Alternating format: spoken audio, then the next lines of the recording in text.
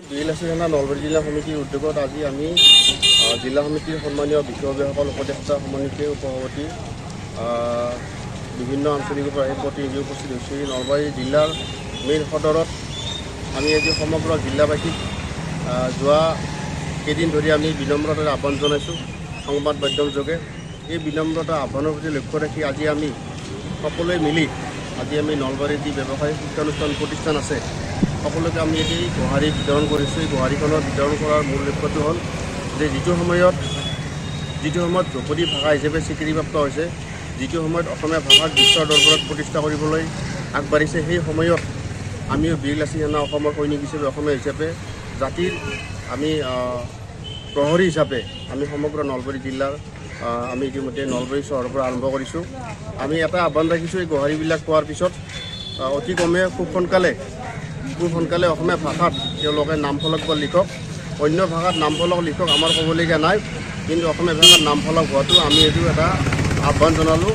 আৰু এই অসমীয়া ভাষাত এইকাৰণে আমি কৰিব লাগে যে আমি এতিয়া যিটো বিশ্বৰ দৰবাৰত প্ৰতিষ্ঠা হৈছোঁ, আমি জাতি হিচাপে আমি গৌৰৱ কৰোঁ। সেই গৌৰৱতাক আমি লক্ষ্য ৰাখি আমি যদি অসমীয়া ভাষাত নকওঁ, অসমীয়া ভাষাত নামফলক নিলিখোঁ, তেতিয়াহ'লে আমি অসমীয়া হিচাপে পৰিচিত হোৱাৰ ক্ষেত্ৰত আমি লজ্জাবোৰ অনুভৱ কৰোঁ। গতিকে আমাৰ দুখ লাগিব। আহি থকা দিনত সকলো ব্যৱসায়িক শিক্ষানুষ্ঠান প্ৰতিষ্ঠানে এই আমাৰ যিটো কাৰ্যসূচী, এই কাৰ্যসূচী সন্মান আৰু মৰ্যাদা যিটো উচিত। ধন্যবাদ। জয়। যিহেতু আমাৰ ধ্ৰুপদী ভাষাটো আমাৰ অসমীয়া ভাষাটোক ধ্ৰুপদী ভাষা হিচাপে স্বীকৃতি কৰিছে, গতিকে আপোনাৰ বেনাৰ প্ৰস্তাৱবোৰ য'ত সন্মুখত লগাই আছে সেইবোৰ আপোনালোকে কাইণ্ডলি অসমীয়াত লিখক। আপোনাৰো সেইটো দায়িত্ব। আপুনি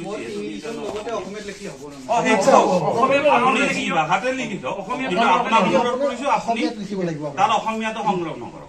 অসমীয়া, দ্বিতীয় ইংলিছ, ইংলিছ হ'ব দিয়ক। ঠিক আছে, সেইখিনি কৰিব।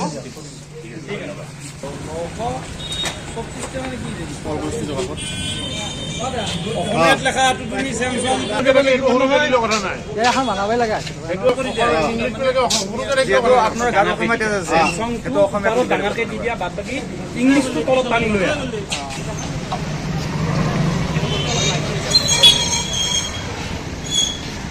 এইখন আছে